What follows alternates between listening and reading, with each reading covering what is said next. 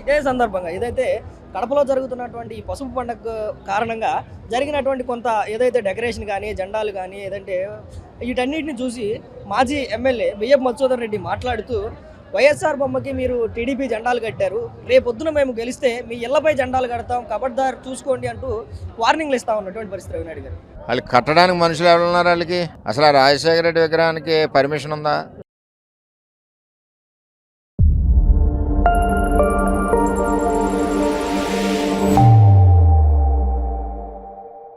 కడపలో జరుగుతున్నటువంటి మహానాడును వాలంటీర్ మొత్తాన్ని కూడా చూస్తున్నటువంటి శాప్ చైర్మన్ రవినాయుడు గారు మనతో ఉన్నారు. ఆయనతో జరుగుతున్నటువంటి కార్యక్రమాలు, వస్తున్నటువంటి జనాలు, మరిన్ని విషయాలతో మాట్లాడేటువంటి ప్రయత్నం చేద్దాం. రవినాయుడు గారు, 2 రోజులుగా ఏదైతే ఇది 2వ రోజు మహానాడు కార్యక్రమం చూస్తూ ఉన్నాం, నిన్న జరిగినటువంటి కార్యక్రమం కానీ ఇప్పుడు జరుగుతున్నటువంటి కార్యక్రమం కానీ ప్రధానంగా రాయలసీమలో మహానాడు నిర్వహిస్తూ ఉన్నారు, ఎలా ఉంది? సో ప్రస్తుతం పిఠాపురం వర్మ గారు మహానాడు సభలో ఉన్నారు. ఏదైతే నిన్న మధుసూదన్ రెడ్డి చేసినటువంటి వ్యాఖ్యలపై ఆయనతో మాట్లాడే ప్రయత్నం చేద్దాం. సార్, ఏదైతే నిన్న మధుసూదన్ రెడ్డి ఒక ప్రెస్ మీట్ పెట్టి కడపలో ఉన్నటువంటి వైఎస్ఆర్ విగ్రహాలకి జెండాలు కట్టారు, ఎంత ధైర్యం ఉంది, ఈసారి మేము గెలిస్తే మీ ఇళ్ళకి వచ్చి జెండాలు కడతామని చెప్పి మధుసూదన్ రెడ్డి మాట్లాడుతూ ఉన్నటువంటి. వాళ్ళు కట్టడానికి మనుషులు ఎవరు ఉన్నారు? వాళ్ళకి ఇక్కడ ఏదో కావాలనే తీశారు. అసలు ఆ రాజశేఖర రెడ్డి విగ్రహానికి పర్మిషన్ ఉందా? పర్మిషన్ ఉండి పెట్టారా? ఎవడో లేకపోయినా బలవంతాన్ని రాష్ట్రం అంతా కూడా విగ్రహాలు పెట్టారు. ఈ విగ్రహాల మీద కూడా ఒక ఆలోచన చేయాలి. ఇదైతే గత వారం 10 రోజులుగా అటు వైఎస్ఆర్సీపీ నాయకులందరూ కూడా అదే పనిగా తెలుగుదేశం పార్టీ నాయకులు కానీ లేదంటే మిగతా పార్టీ నాయకులందరూ కూడా బెదిరిస్తా ఉన్నటువంటి పరిస్థితి. రాబోయే రోజులంతా కూడా వైసీపీ ఆ రోజుల్లో మీకు సినిమాలు చూపిస్తామని చెప్పి బెదిరిస్తా ఉన్నారు. రాబోయే రోజులు వైసీపీ లేదు, ఆయన సినిమా అంతా కూడా సెంట్రల్ జైల్లో చేసుకుంటాడు. వైసీపీ అంతా సెంట్రల్ జైల్లో సినిమా షూటింగ్ చేసుకుంటారు. అంటే కూటమి ప్రభుత్వం కూడా సిద్ధమవుతా ఉంది, మహానాడు తర్వాత జగన్మోహన్ రెడ్డిని అరెస్ట్ చేసేందుకు సిద్ధమవుతాయని వార్తలు వస్తా ఉన్నాయి, నిజమేనా సార్? చట్టం దానిపైన అది చేసుకుంటారు. అసలు ఏంటి ప్రధాన కారణం ఏంటి సార్ కడపలో మహానాడు పెట్టడానికి? ప్రధాన కారణం రాజకీయ భవిష్యత్తు అనుకోవచ్చా, లేదంటే రాజకీయ కోణమా? లేదా రాయలసీమ కార్యకర్తలందరూ కూడా ఎప్పుడు అటు సైడే పెడుతున్నారు, ఇటు కడప జిల్లాలో కూడా పెట్టాలని కడప జిల్లా కార్యకర్తలందరూ కోరడంతో ఇక్కడ పెట్టడం జరిగింది. పార్టీ కూడా బలపడడం ఒకటి, పార్టీ కార్యకర్తల మనోభావాల ప్రకారం అడగడం ఒకటి. అంటే ప్రధానంగా కడప అనగానే ఏదో జగన్మోహన్ రెడ్డి గారి అడ్డ, లేదంటే రాయలసీమ అనగానే వైఎస్ కుటుంబానికి ఏదో కంచుకోవడానికి చెప్పుకుంటూ వచ్చేటువంటి దాంట్లో 10 స్థానాలకు 7 స్థానాలు గెలిచి ఈరోజు ఇక్కడ మహానాడుని నిర్వహిస్తా ఉన్నారు, ఎట్లా ఉంది సార్ మీకు? ఇది చంద్రబాబు అడ్డది కడప అంటే. అద్భుతంగా ఉంది. కనీవిని ఎరుగని రీతిలో ఈ మహానాడు జరుగుతోంది. నేను చూశారు, ప్రతినిధులు రమ్మంటే జన సందోహం వచ్చేసారు. ఇది ప్రతినిధుల సభ లేకపోతే బహిరంగ సభ అనే పరిస్థితి నెలకొని ఉంది. ఏ రోడ్డు చూసినా 3 కిలోమీటర్లు, 5 కిలోమీటర్లు, 10 కిలోమీటర్లు బారులు తీరే పరిస్థితి. దాదాపు 1,00,000 మంది దాకా నిన్న రావడం జరిగింది.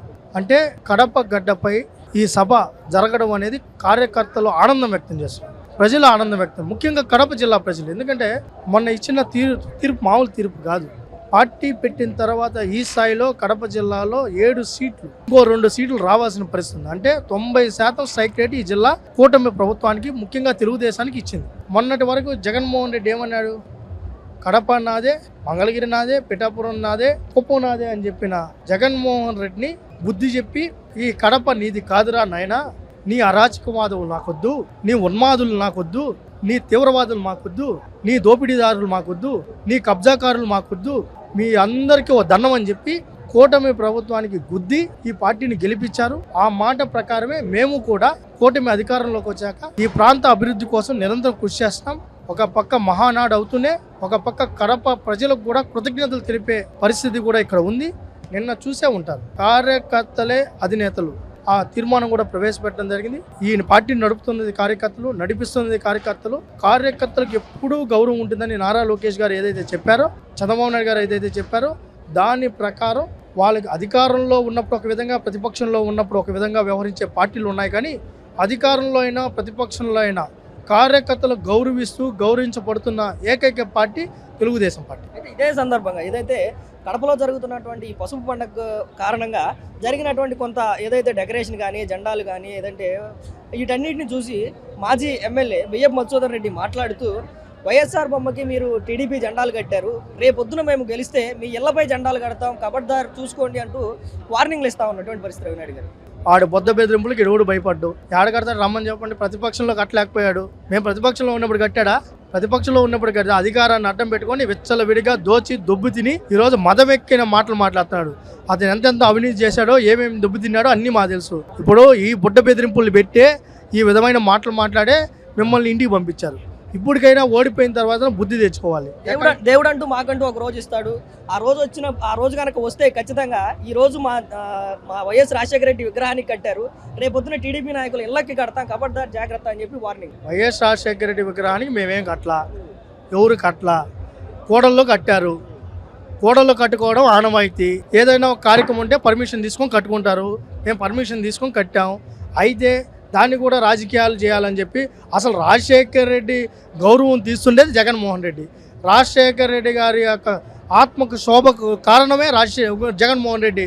ఆయన ఏదైతే కార్యక్రమాలు తీసుకుని వాటన్ని తొంగలో దొక్కిందే మీ నాయకుడు.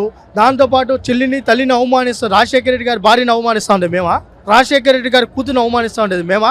ఎవరు అవమానించారు, ఎవరు చేశారు? అది మాట్లాడయ్యా. మసూర నీకు దమ్ము ధైర్యం ఉంటే మరి షర్మిలమ్మకి న్యాయం చేయి, విజయమ్మకి న్యాయం చేయి. మరి వాటి గురించి మాట్లాడకుండా ఏదో జెండా కట్టారు, ఇంకోటి కట్టారు, ఫ్లాగ్ కట్టారు, ఏంది ఈ మాటలు? అంటే రాజకీయాల్లో ఏదన్నా మాట్లాడకుండా ఈ పిచ్చి మాటలు మాట్లాడే మీ పరిస్థితి వచ్చింది. ఇంకా అదే పందాలో వెళ్తే వేరే పరిస్థితి వస్తుంది. కేవలం ఎమ్మెల్యేలే కదా, సాక్షాత్తు జగన్మోహన్ రెడ్డి కూడా ఈ మధ్యకాలం మాట్లాడుతున్నటువంటి ప్రతి తరుణంలో రాబోయేది మళ్ళీ వైఎస్ఆర్సీపీ ప్రభుత్వం, రాబోయేది జగన్మోహన్ రెడ్డి ప్రభుత్వం, ఈసారి జగన్ 2.0 చూపిస్తాం, జగన్మోహన్ రెడ్డి ఏదైతే వైసీపీ కార్యకర్తలు కానీ నాయకులు కానీ ఇబ్బందులు పెడితే సినిమా చూపిస్తాం, వేరేలాగా ఉంటుంది, వేరే బుక్కుల్లో రాస్తామని చెప్పి ఈ విధంగా భయభ్రాంతులు గురి చేసేటువంటి ప్రయత్నాలు చేస్తాం. నా వెంటుకు కూడా పీకలేరు అని అధికారంలో పెద్ద మాటలు మాట్లాడినాడు. ఆయన పీకి పంపించారా? తర్వాత ఇప్పుడేం మాట్లాడుతున్నాడు? మళ్ళీ 2.0 అన్న. 2.0 నిజమే. 1.0 చల్లపల్లి జైలు, 2.0 రాజమండ్రి జైలు. దానికి సిద్ధంగా ఉండదు. లేదంటే తిహార్ జైలు కూడా అవ్వచ్చు. ఆయన చేసిన అంత అవినీతి అంత ఉంది. అంతేగాని ఈ బుడ్డ బెదిరింపులు ఎవడు? మొన్న నువ్వు బదిలేయా, మేము అధికారంలో ఉన్నాం, నీ బెదిరింపులు ఏంటి? రెండోది, నువ్వు ప్రజా సమస్యల మీద మాట్లాడు, పులివెందుల అభివృద్ధి గురించి మాట్లాడు నువ్వు ఎమ్మెల్యేగా.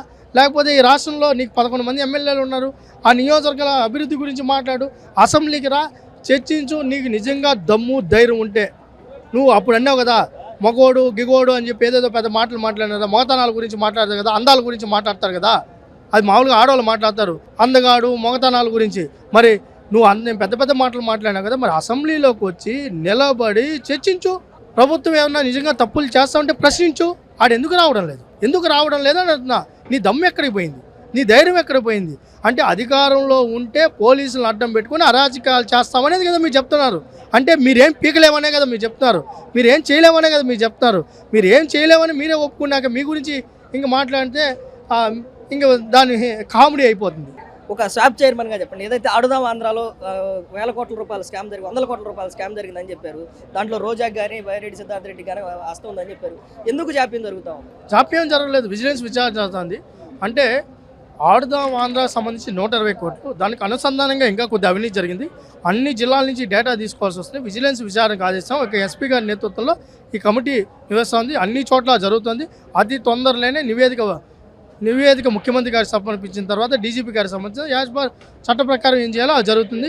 అందులోపలే రోజా గారు ముందే కూసేస్తున్నారు. మామూలుగా కోడి 5 గంటలకు కూయాలి, 12 గంటలకు కూస్తే ఏమవుతుంది? ఎత్తుకొని కొడతారు. ఇప్పుడు రోజా పరిస్థితి అట్టే ఉంది. ఎక్కువ కూస్తాము.